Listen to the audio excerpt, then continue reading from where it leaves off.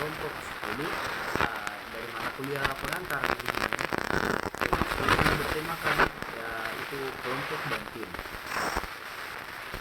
Saya akan memperkenalkan materi yaitu apa sih kelompok dan bagaimana pengembangan kelompok dan bagaimana kinerja dan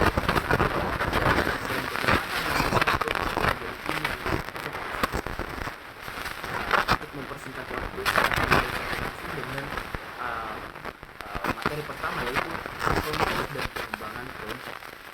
Pengertian kelompok. Kelompok didefinisikan sebagai dua atau lebih individu yang saling bergantung yang berkumpul untuk mencapai tujuan tertentu atau memiliki satu tujuan. Kelompok formal adalah kelompok kerja yang ditentukan oleh struktur organisasi dan memiliki tugas kerja yang ditetapkan serta tugas khusus yang ditujukan untuk mencapai tujuan organisasi. Kelompok informal adalah kelompok sosial. Kelompok ini muncul secara alami di tempat kerja dan cenderung terbentuk di sekitar persahabatan dan minat yang sama. Misalnya 5 karyawan dari departemen yang berbeda yang secara teratur makan siang bersama adalah kelompok informal. Adapun seperti contoh kelompok-kelompok yaitu seperti kelompok komando, kelompok tugas, kelompok lintas fungsi, kelompok komando, kelompok yang ditentukan oleh bagian organisasi yang disusun individu yang melapor langsung kepada manajer tertentu. Dan kelompok tugas adalah kelompok yang terdiri dari individu-individu yang disatukan untuk menyelesaikan tugas pekerjaan tertentu. Dan kelompok lintas fungsi adalah kelompok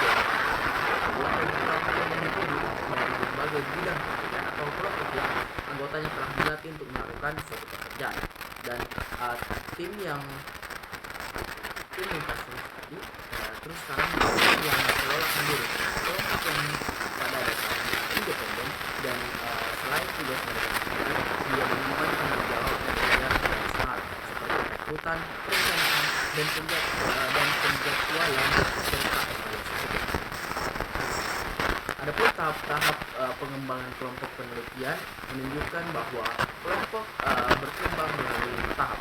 Tahap pertama yaitu tahap pembentukan, dan tahap kedua penyerbuan, dan tahap ketiga norming, tahap keempat penunjukan, dan tahap terakhir adalah penangguhan. Tahap pembentukan memiliki dua fase. Yang pertama terjadi saat orang-orang bergabung kelompok atau dalam kelompok formal, orang-orang bergabung karena beberapa tugas pekerjaan. Setelah mereka bergabung, fase kedua dimulai, mendefinisikan tujuan, struktur, dan pimpinan kelompok. Fase ini melibatkan banyak ketidakpastian saat para anggota menguji situasi untuk menentukan jenis perilaku apa yang dapat diterima. Tahap ini selesai saat para anggota mulai menganggap diri mereka sebagai bagian dari suatu kelompok. Dan tahap kedua yaitu tahap pengaduan diberi nama yang tepat karena adanya konflik intragrup. Terjadi konflik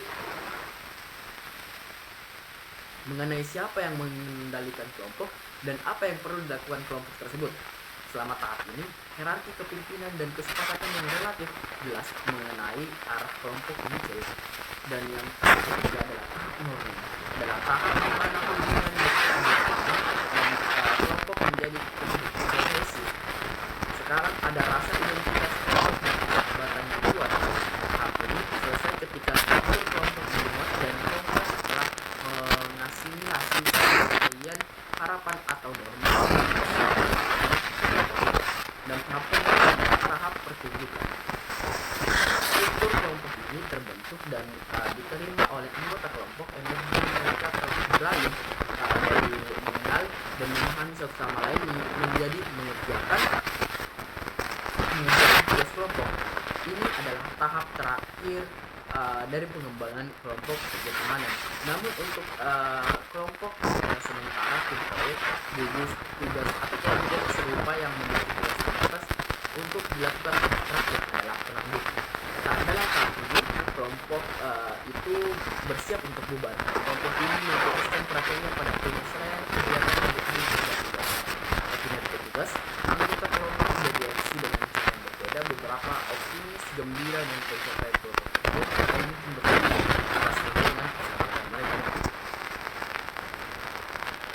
Dan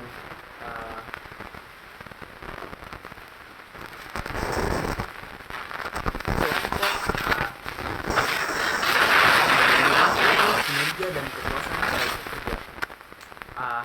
Ada apa? Yang pertama yaitu kondisi eksternal yang diberlakukan pada grup. Kelompok bekerja diketahui dalam kondisi eksternal yang diberlakukan pada seperti strategi organisasi, hubungan otoritas, aturan dan skema, ketersediaan barang, sumber daya dan sebagainya.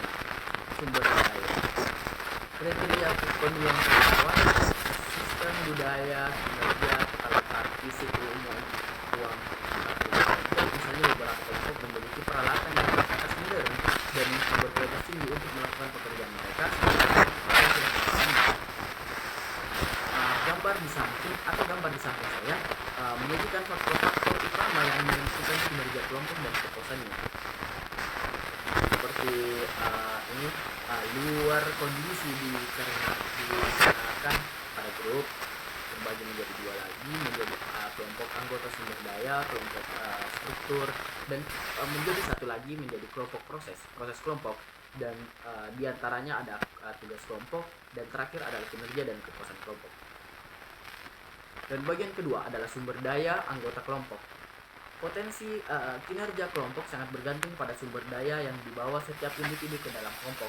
Sumber daya ini meliputi pengetahuan, kemampuan, keterampilan, dan ciri-ciri kepribadian, dan sumber daya tersebut dapat menentukan apa yang dapat dilakukan anggota dan seberapa efektif mereka akan bekerja dalam kelompok.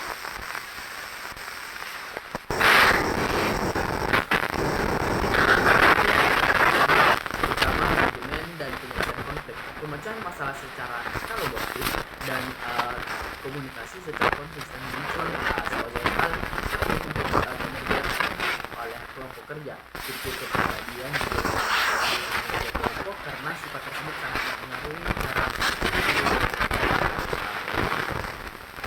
penelitian telah menunjukkan bahwa ciri-ciri yang positif dalam diri kita keramahan. Tunggu sebentar.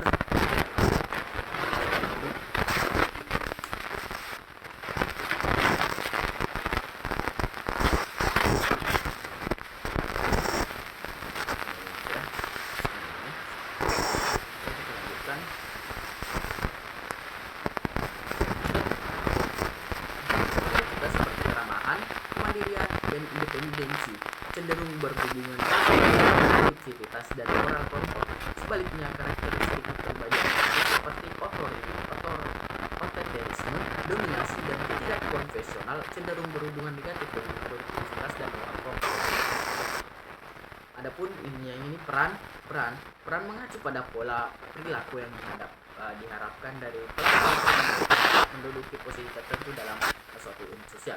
Norma adalah semua kelompok memiliki norma standar atau harapan yang diterima dan dianut oleh semua anggota kelompok. Konformitas karena kelompok ini tempat mereka berada, mereka rentan terhadap tekanan untuk menyesuaikan diri. Dan sistem status merupakan faktor penting dalam memahami kelompok. Status adalah peringkat atau posisi atau pangkat dalam suatu kelompok. Ukuran kelompok mempengaruhi kinerja dan kepuasan suatu kelompok, tetapi efeknya bergantung pada apa yang mereka seharusnya dicapai pada kelompok tersebut. Penelitian menunjukkan misalnya bahwa kelompok kecil lebih cepat menyelesaikan tugas daripada kelompok yang besar. Keterpaduan penting karena telah ditemukan berhubungan dengan produktivitas kelompok. Kelompok yang banyak terjadi kerja sama kurang efektif dalam menyelesaikan tugas mereka dibandingkan dengan kelompok yang umumnya sepakat bekerja sama dan menyukai satu sama lain. Proses kelompok. Faktor berikutnya yang menentukan kinerja dan kepuasan kelompok menyangkut proses yang berlangsung dalam kelompok kerja seperti komunikasi, pengambilan keputusan, manajemen konflik, dan sejenisnya. Proses-proses ini penting untuk memahami kelompok kerja karena proses-proses ini mempengaruhi kerja dan kepuasan kelompok secara positif ataupun negatif. dan pengambilan keputusan kelompok. Jarang sekali organisasi yang tidak menggunakan komite, penugasan pasukan, panel peninjauan, dan tim studi atau kelompok serupa lainnya untuk membuat keputusan. Studi menunjukkan bahwa manajer dapat menghabiskan hingga 30 jam seminggu dalam rapat kelompok. Tidak biarkan lagi sebagian besar waktu dihabiskan untuk merumuskan masalah, mengembangkan solusi, dan menentukan cara penerapan solusi. Faktanya, ada kemungkinan bagi kelompok untuk kekompakan kelompok dan rendah peningkatan sedang dalam produktivitas. Tidak ada dampak signifikan tentang produktivitas. Dan poin ketiga yaitu teknik yang dapat digunakan manajer untuk membantu kelompok membuat keputusan yang kreatif. Manajemen konflik. Proses kelompok penting karena bagaimana mengelola konflik ketika satu kelompok perselisihan pasti muncul. Konflik dianggap sebagai perbedaan yang tidak sesuai sehingga mengakibatkan beberapa bentuk campur tangan atau pertentangan. Apakah perbedaan itu nyata atau tidak tertentu. Jika orang-orang dalam suatu kelompok merasa bahwa perbedaan itu ada, maka terjadilah konflik.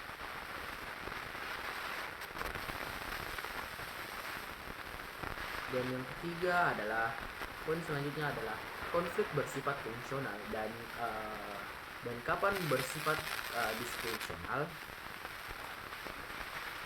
Penelitian menunjukkan bahwa Anda perlu melihat jenis-jenis konflik tugas berhubungan dengan isi dan tujuan pekerjaan, konflik berhubungan dengan tugas pada konflik bagaimana pekerjaan diselesaikan. Penelitian menunjukkan bahwa konflik hubungan hampir selalu bersifat disfungsional karena permusuhan interpersonal meningkatkan bentrok kepribadian dan mengurangi saling pengertian dan tugas tidak terselesaikan. Di sisi lain, konflik proses tingkat rendah dan konflik tugas tingkat rendah hingga sedang bersifat fungsional. Agar konflik proses menjadi produktif, konflik tersebut harus minimal ini. Oke, poin ketiga yaitu mengubah kelompok menjadi tim yang efektif.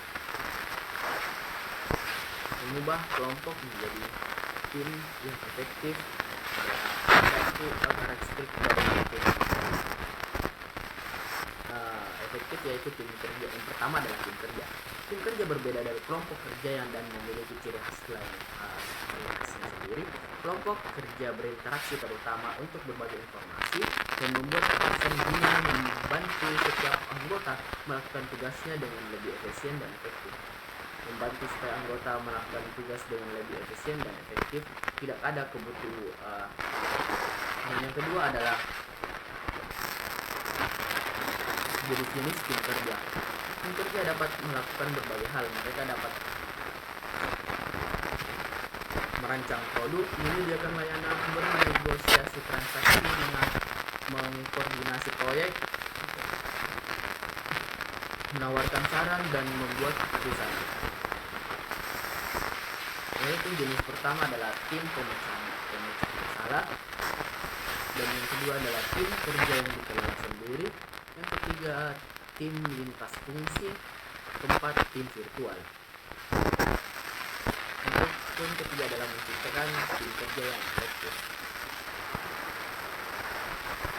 Adapun karakteristik dari tim yang efektif ini yaitu karakteristik dari tim yang efektif yaitu memiliki tujuan yang jelas, keterampilan yang relevan dan saling percaya satu sama lain, dan memiliki komitmen yang bersatu dan komunikasi yang baik antar individu, dan keterampilan dalam bernegosiasi, dan pimpinan yang tepat, dan dukungan, dan yang terakhir dukungan internal dan eksternal. Adapun tantangan saat ini di manajemen tim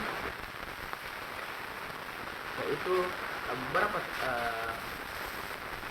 Manajer dapat membangun tim yang efektif dengan memahami apa yang mempengaruhi kinerja dan kekuasaan. Namun manajer juga dapat menghadapi beberapa tantangan terkini dalam mengelola tim, terutama yang terkait dengan pengelolaan tim global, membangun keterampilan tim, dan memahami jaringan sosial organisasi. Yang pertama yaitu mengelola tim global. Mengelola tim global, dan yang kedua memahami jaringan sosial, dan yang sudah habis. Dan kesimpulannya, manajemen tim merupakan elemen penting dalam keberhasilan suatu organisasi. Manajemen tim yang efektif membutuhkan kepemimpinan, koordinasi, serta pemahaman terhadap dinamika kelompok. Sebuah tim yang sukses bukan hanya bergantung pada individu, dapat bekerja sama secara sinergis untuk mencapai tujuan yang dimakan. Selain itu, individu harus mampu membangun kepercayaan, menangani konflik, dan memotivasi anggota tim untuk memberikan kontribusi yang terbaik. Sekian dari saya, selamat